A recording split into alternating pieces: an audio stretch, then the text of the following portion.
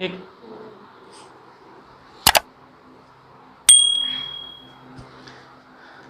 नमस्कार दोस्तों, एक बार फिर स्वागत है आपका हमारे चैनल इजी लर्न 2.2 में। तो आज हम बात करने वाले हैं बहुपद। कक्षा 10 का चैप्टर है हमारा बहुपद पॉलिनोमियल। तो आज हम इसमें पढ़ेंगे किसी बहुपद के शून्यकों और गुणांकों में क्या संबंध होते हैं। तो आइए हम बात करते हैं। हमारा है किसी बहुपद के शून्यकों और गुणांकों में संबंध, relationship between the zeros and coefficient of a polynomial. तो बात करते हैं, हमारा जो पहला होता है रैखिक बहुपद। हमारा जो पहला होता है रैखिक बहुपद होता है, ठीक है। आइए, अगर हम रैखिक बहुपद की बात करें तो जो बहुपद के प्रकार हमने पार्ट 1 पर पढ़ाया था, बहुपद के प्रकार इसमें पढ़ाया था। बहुपद के प्रकार दो प्रकार के होते हैं, पदों के आधार पे और घातों के आधार पे। पदों के आधार पर मुख्यतः 5 प्रकार के होते हैं और घातों के आधार पर मुख्यतः 3 या 4 प्रकार के होते हैं।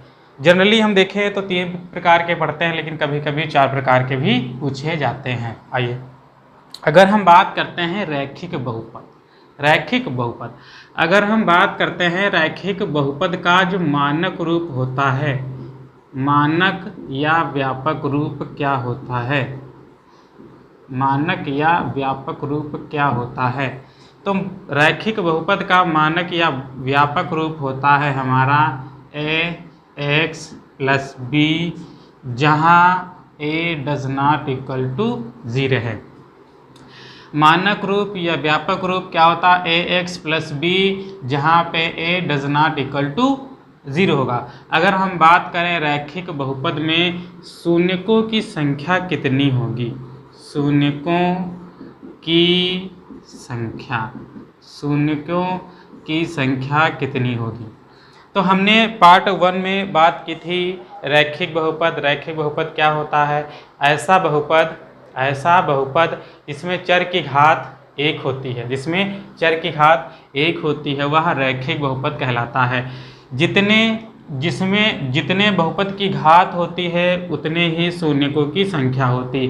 बहुपद की घात 1 है उसमें, तो शून्यकों की संख्या इसमें 1 ही होती। मान लीजिए ये हमारा बहुपद है ax + b, ax + b, x में जो घात है हमारी 1 है और यही हमारा शून्यकों की संख्या हो जाएगी, यही हमारा शून्यकों की संख्या हो जाएगी। अगर हम बात करते हैं कि गुणांक क्या होते हैं, गुणांक क्या होते हैं, आइए देखिए। जैसे ये लिखा है बहुपद ax + b, x क्या है, एक चर राशि है। जो हमारा a है यानी चर के गुणन में जो a लगा है ये वाला, यही हमारा होता है गुणांक। क्या होता है, गुणांक होता है। अगर हम बात करें इनके बीच संबंध क्या होता है, अगर हम बात करें इनके बीच संबंध क्या होता है, शून्यकों व गुणांकों के बीच संबंध क्या होता है, तो होता है m बराबर -b/a, अर्थात या फिर हम इसको अगर लिखें m बराबर -b, यहाँ देखो -b है, ये क्या है, यह एक अचर पद है। क्या है ये, अचर पद है। अचर पद बटे a क्या है, a देखो क्या है, यह x का गुणांक है। क्या है, x का गुणांक है, x का गुणांक है, x का गुणांक है। अगर हम बात करते हैं शून्यकों से बहुपद बनाना, अगर हम बात करते हैं शून्यकों से बहुपद बनाना, शून्यकों से बहुपद बनाना, अगर हम इसमें बात करते हैं शून्यकों से बहुपद, क्या रैखिक बहुपद में शून्यकों से हम बहुपद बना सकते हैं? बिल्कुल नहीं बना सकते हैं, नहीं बना सकते। एक कंप्लीट बहुपद हम नहीं बना सकते हैं। तो रैखिक बहुपद में मानक रूप या व्यापक रूप ax प्लस बी, और जहाँ पे a does not equal to 0 होगा। शून्यकों की संख्या 1 होगी। शून्यकों व गुणांकों के बीच जो संबंध होता है m बराबर माइनस बी अपान ए होता है। m बराबर माइनस बी होता है, अचर पद होता है, और बटे x का गुणांक, यानी x का गुणांक, x के गुणांक में क्या है, a है, तो हो जाएगा x का गुणांक। शून्यकों से बहुपद बनाना नहीं बना सकते हैं भाई, हम रैखिक बहुपद में नहीं बना सकते हैं। आइए अब हम बात करते हैं द्विघात बहुपद की। किसकी बात करते हैं? द्विघात बहुपद की। अगर हम इसका मानक रूप निकालते हैं, मानक या व्यापक रूप क्या होगा? मानक या व्यापक रूप होता है हमारा ax² plus b x plus c, जहाँ a does not equal to 0 होगा। आइए अब हम बात करते हैं शून्यकों की संख्या। शून्यकों की संख्या द्विघात बहुपद में शून्यकों की संख्या कितनी होती है? तो शून्यकों की संख्या द्विघात बहुपद में 2 ही होती है। क्यों? अब बताइए कैसे। द्विघात बहुपद में जो उच्चतम घात होती है वही शून्यकों की संख्या। इसमें उच्चतम घात चर पद की x की उच्चतम घात कितनी है? 2 है, तो यही हो जाएगी शून्यकों की संख्या। आइए अब हम बात करते हैं शून्यकों व गुणांकों में संबंध की। आइए बात करते हैं। माना अल्फा व बीटा 2 शून्यक हैं। क्या है? शून्यक हैं। तब क्या होगा? तब हमारा होगा शून्यकों का योगफल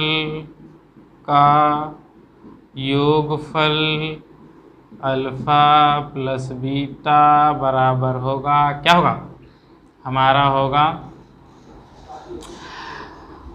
होगा माइनस बी बटे ए, जहाँ पे b क्या है? b x का गुणांक है। b क्या है? x का गुणांक है, बटे अब a क्या है? a है हमारा x² का गुणांक। किसका? x² का गुणांक। अगर हम बात करते हैं शून्यकों का गुणनफल अल्फा इंटू बीटा, ये होता है हमारा c अपान a, या फिर हम बात करें c क्या है? c एक हमारा अचर पद है। क्या है? अचर पद है, और बटे हमारा a क्या है? x² का गुणांक है। क्या है? x² का गुणांक है। ठीक है। अगर हम बात करते हैं शून्यकों से बहुपद बनाना, क्या द्विघात बहुपद में शून्यकों से बहुपद बना सकते हैं? बिल्कुल बना सकते हैं। शून्यकों से बहुपद बनाना। आइए इसमें क्या होता है? इसमें देखिए के x² minus alpha plus beta into x plus alpha into beta. अगर हम बात करते हैं इसको विस्तार पूर्वक से समझाने की, तो k एक वास्तविक संख्या है या k एक स्थिरांक है। x, ये x क्या है? ये x² है इसका, यह एक चर संख्या है, चर राशि है। माइनस अल्फा प्लस बीटा होता है शून्यकों का योगफल।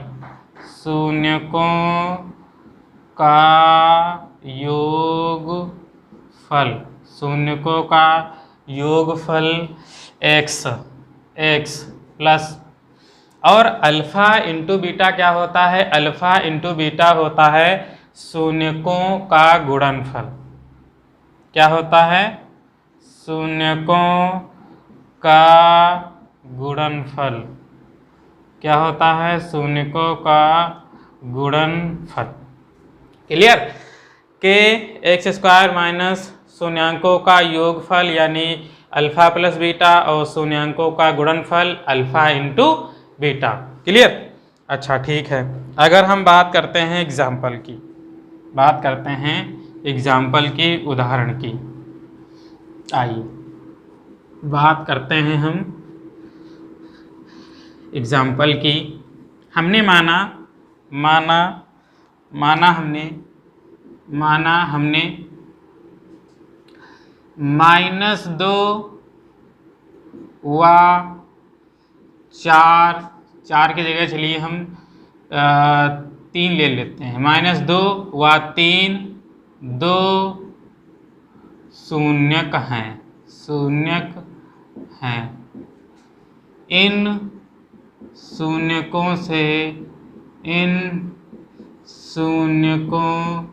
से द्विघात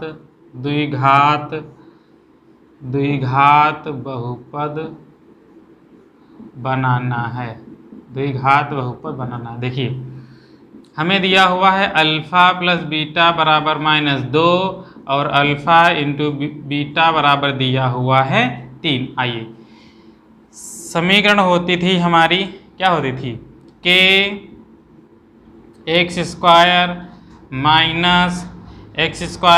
माइनस अल्फा प्लस बीटा गुणन में x plus alpha into beta, alpha into beta. आइए के एक्स स्क्वायर है, एक्स स्क्वायर माइनस अल्फा और प्लस बीटा हमें दिया हुआ -2, ये वाला माइनस और इसका माइनस हो जाएगा प्लस, यहाँ हो जाएगा 2, ये हमारा हो जाएगा x और प्लस अल्फा इंटू बीटा दिया हुआ है 3। कितना दिया हुआ है? 3। जहाँ के एक स्थिरांक है। क्या है? के एक स्थिरांक है। तब हमारा जो बहुपद बनेगा x square plus 2x plus 3, यही हमारा बहुपद बन जाएगा। क्लियर? आइए अब हम बात करते हैं त्रिघात बहुपद की। आइए त्रिघात बहुपद हमारा क्या कह रहा है? हमारा जो त्रिघात बहुपद है, त्रिघात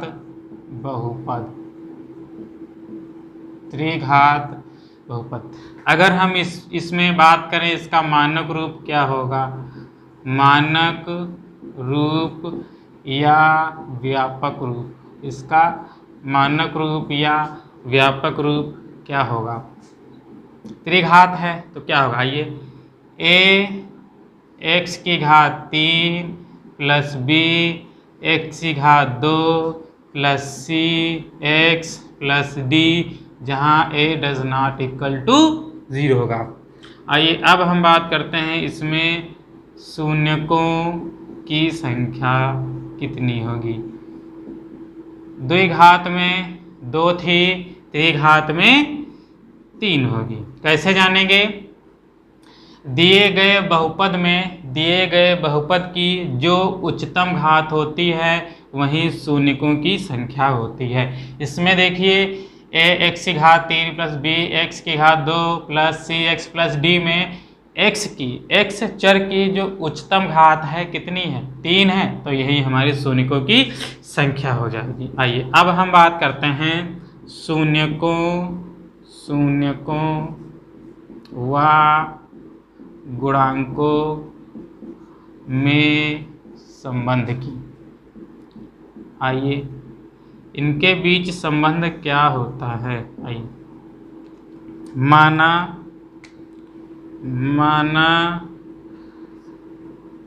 अल्फा बीटा व गामा 3 शून्यक हैं। कितने?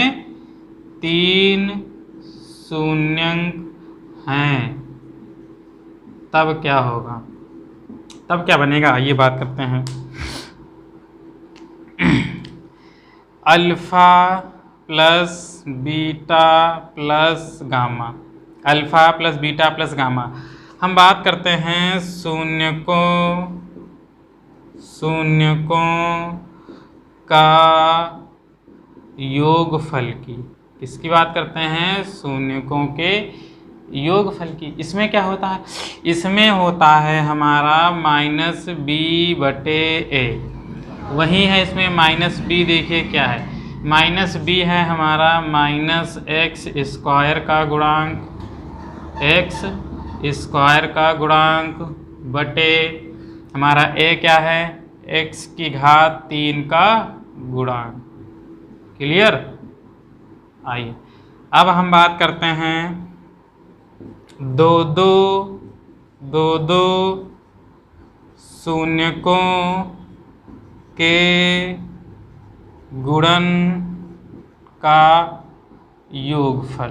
हम बात करते हैं दो शून्यकों के गुणन का योगफल। क्या होगा? Alpha into beta plus beta into gamma plus gamma into alpha बराबर क्या होगा? इसका होगा हमारा c/a। c क्या है? c है हमारा x का गुणांक बटे a क्या है हमारा?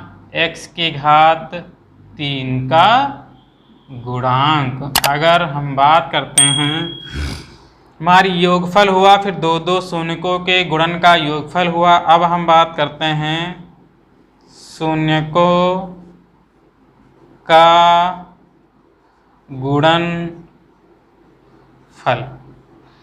गुणनफल यानी alpha into beta into gamma, तीनों का गुणन क्या होता है हमारा होता है -d/a।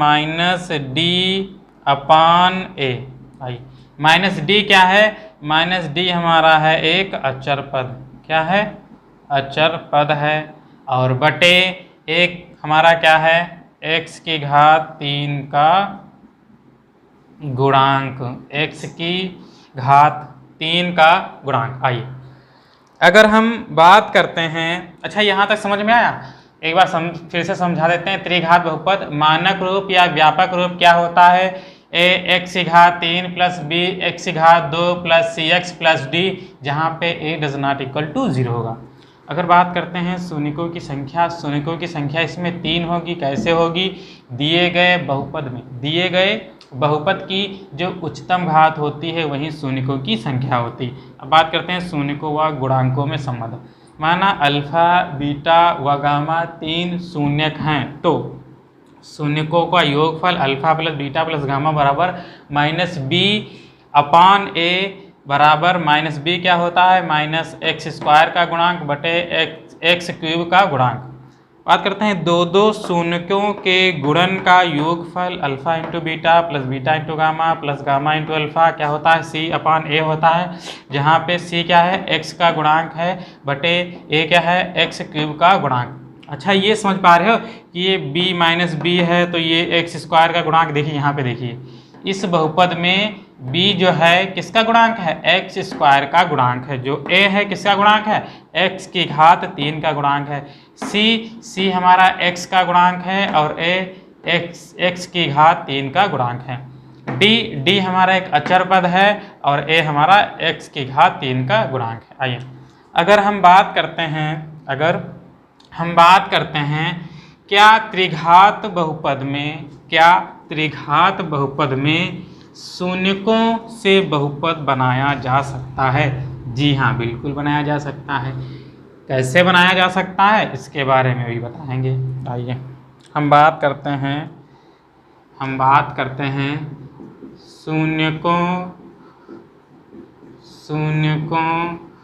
से बहुपद बनाना। आइए बात करते हैं शून्यकों से 1। तो अगर हम बात करते हैं त्रिघात बहुपद की, त्रिघात बहुपद की, तो क्या होगा कि ब्रैकेट में x की घात 3, x की घात 3, यहाँ पे x स्क्वायर नहीं होगा, यहाँ पे x स्क्वायर नहीं होगा, यहाँ होगा x की घात 3 minus alpha plus beta plus gamma, इनकी घात x स्क्वायर होगा और plus alpha into beta plus beta into gamma plus gamma into alpha, इनका जो गुणांक होगा वह x होगा और माइनस में क्या होता है हमारा alpha into beta into gamma, ये होता है हमारा। क्लियर के x की घात 3 माइनस ब्रैकेट में alpha plus beta plus gamma, गुणांक में है x square plus alpha into beta into gamma plus gamma into alpha, गुणांक में x है minus alpha into beta gamma. आइए अगर हम इसको विस्तार पूर्वक समझें के एक वास्तविक संख्या है या स्थिरांक है, x की घात 3 alpha plus beta plus gamma, हम बात करेंगे शून्यकों का योगफल और ब्रैकेट में और इसका जो गुणांक है एक्स स्क्वायर है प्लस, फिर हम बात करते हैं दो